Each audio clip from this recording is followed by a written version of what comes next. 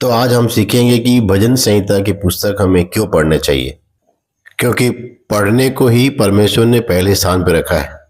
जैसे प्रकाशित वाक्य 1:3 में लिखा है कि धन्य है वह जो इस भविष्यवाणी के वचन को पढ़ता है और वे जो सुनते हैं और इसमें लिखी हुई बातों को मानते हैं, क्योंकि समय निकट है।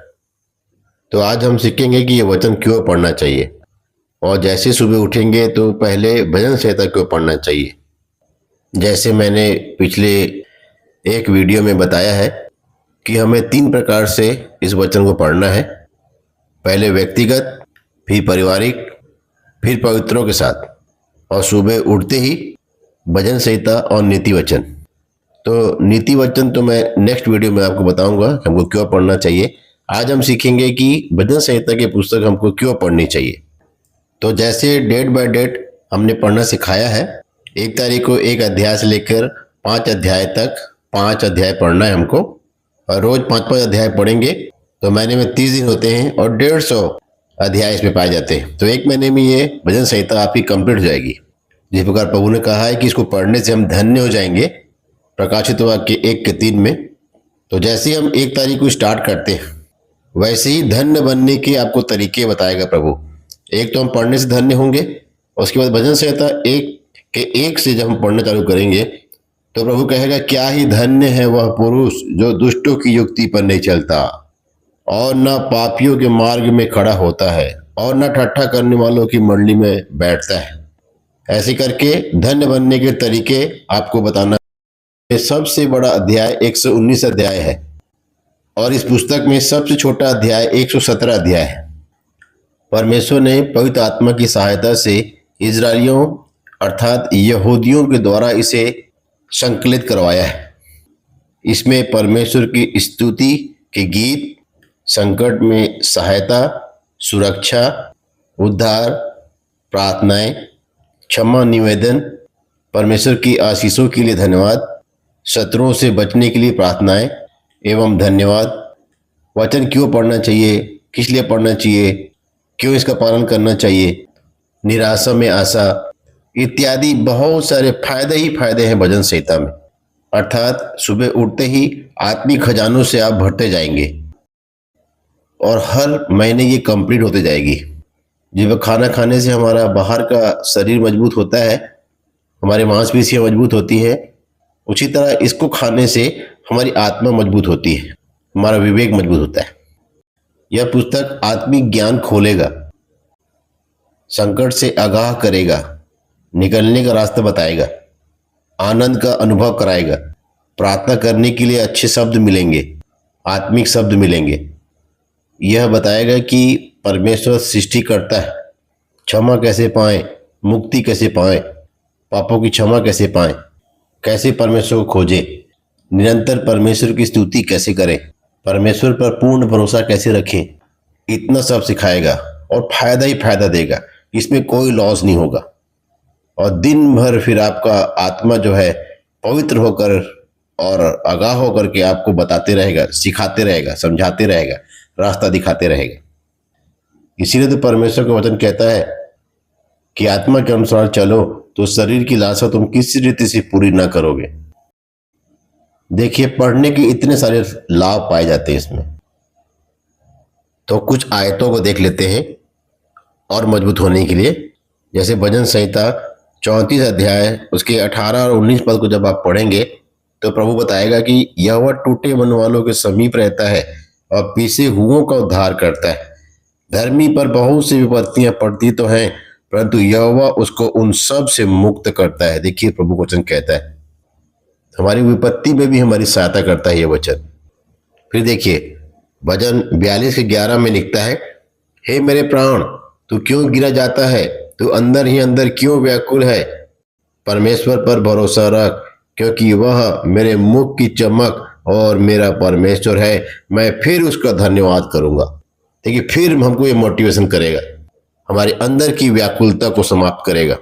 आप इसको पढ़ रहे हैं और अंदर में आपको काम हो रहा है और आपको पता भी नहीं चलेगा कि कब आपकी व्याकुलता को ये खत्म कर देगा, क्योंकि ये वचन जीवित है। देखिए, भजन संहिता 16:11 क्या कहता है, तू मुझे जीवन का रास्ता दिखाएगा, तेरे निकट आनंद की भरपूरी है, तेरे दाहिने हाथ में सुख सर्वदा बना रहता है। देखिए, ये वचन हमें जीवन का रास्ता दिखाएगा। ये हमें परमेश्वर के निकट करेगा जहां आनंद की भरपूरी है, और परमेश्वर के दाहिने हाथ में रहेंगे जहां सुख सर्वदा रहता है। देखिए, फिर ये वचन हमको बताएगा इसी 19 के 1 में, आकाश परमेश्वर की महिमा का वर्णन कर रहा है और आकाश मंडल उसकी हस्तकला को प्रकट कर रहा है। देखिए, सृष्टि के बारे में कि कैसे प्रभु की महिमा करती है, क्योंकि इन्हें भी परमेश्वर ने ही बनाया है। देखिए, फिर 73 का 1 हमको बताएगा, सचमुच इज़राइल के लिए अर्थात शुद्ध मन वालों के लिए परमेश्वर भला है। देखिए, इज़राइल का नाम परमेश्वर ने शुद्ध मन वाले रखा है। जो शुद्ध मन वाले हैं उनके लिए परमेश्वर भला है। तो किन के लिए भला है, किन के लिए बुरा है, सब हमको बताया है प्रभु ने। फिर जैसे भजन संहिता 103 अध्याय हमको बताता है, वो दयाचल अस्ताचल से जितनी दूर है, उसने हमारे अपराधों को हमसे उतनी ही दूर कर दिया है। जैसे पिता अपने बालकों पर दया करता है, वैसे ही यहोवा अपने डरवैयों पर दया करता है। देखिए, किन के लिए भला है, किन पर दया करता है, और हमारे पापों को हमसे दूर करता है। सूर्य उदय से अस्त होने तक जितनी दूरी है उतने दूर कर देता है, मतलब उसको कोई नाप नहीं सकता उसकी दूरी को। फिर 107 का 20 पद कहता है, वह अपने वचन के द्वारा उनको चंगा करता है। देखिए, वचन आपको चंगा करेगा और जिस गड्ढे में वे पड़े हैं उससे निकालता है। देखिए, वचन हमको बीमारियों से भी चंगा करता है और गड्ढे में जो हम पड़े थे हमको वहां से निकालता भी है, पापों की क्षमा भी करता है। तो इतने सारे काम वो करता है। देखिए, फिर 119 अध्याय का 11 पद कहता है कि मैंने तेरे वचन को अपने हृदय में रख छोड़ा है कि तेरे विरुद्ध पाप न करूं। ये हमको पाप कैसे ना करें प्रभु के विरुद्ध ये भी बताएगा। हम पाप करने से कैसे बच सकते हैं ये भी हमको आगाह करेगा। इसे अपने हृदय में रख छोड़ेंगे तो जैसे जैसे हम इसको पढ़ना चालू करेंगे हमारे हृदय में आना चालू हो जाएगा। जैसे जैसे इसका पालन करेंगे ये हमारे हृदय में फिर काम करना चालू करेगा, ताकि हम परमेश्वर के विरुद्ध पाप न करें, क्योंकि पाप की मजदूरी मृत्यु है, प्रभु का वचन कहता है नए नियम में।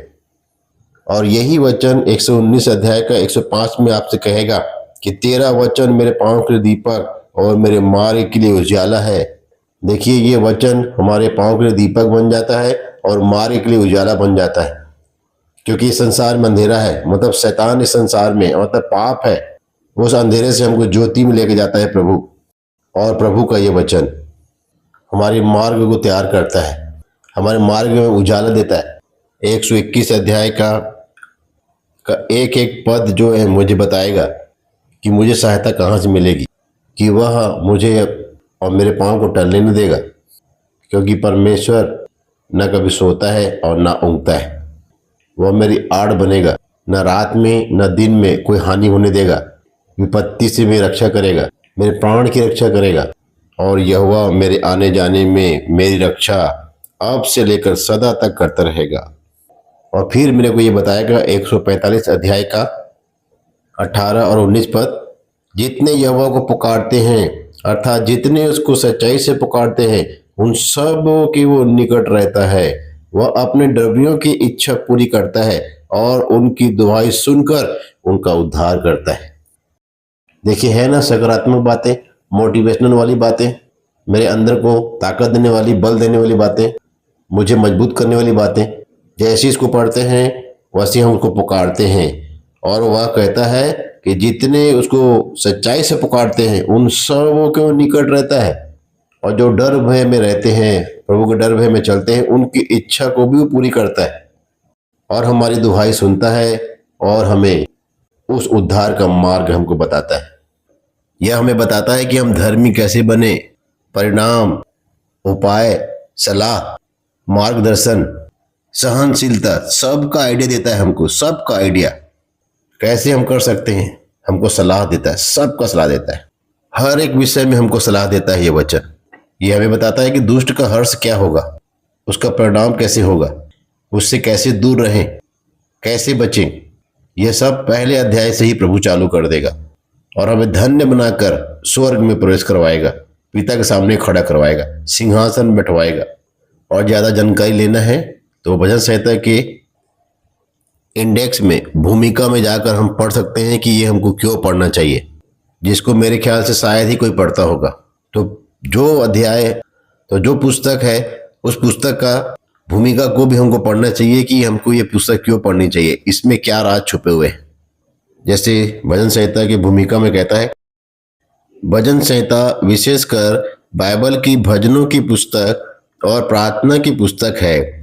ये भजन और प्रार्थनाएं विभिन्न लेखकों द्वारा एक लंबी अवधि के दौरान लिखे गए हैं। इन्हें इजरायली लोगों ने संकलित किया था और वे परमेश्वर की आराधना के लिए इसका उपयोग किया करते थे। अंततः यह संग्रह उनके पवित्र स्थान का अंग बन गया। और पूरा इसको पढ़ लेंगे आप। और इसमें लिखा है कि भजन संहिता संग्रह का प्रभु यीशु ने भी प्रयोग किया था। मतलब इस भजन संहिता को यीशु मसीह ने भी परमेश्वर की महिमा के लिए इस्तेमाल किया था, जिसे हमें भी सुबह उठते ही जैसे ही हमारी आंख खुलती है हमें ये बाइबल दिखनी चाहिए। आज लोगों को उठते ही मोबाइल दिखता है कि मेरा मोबाइल कहाँ है, लेकिन प्रभु को धन्यवाद करते हैं कि आज हमें बाइबल दिखता है कि बाइबल कहाँ है। तो अब आप देखिए कि आपको सुबह उठते ही मोबाइल दिखता है कि बाइबल दिखता है। तो उठते ही भजन संहिता को पढ़िए और इतने सारे फायदे लेते जाइए। और मैं नेक्स्ट वीडियो में आपको बताऊंगा कि नीति वचन की पुस्तक का फायदा हमको पढ़ने का क्या मिलेगा। तब तक के लिए आप सबको जय मसीह की।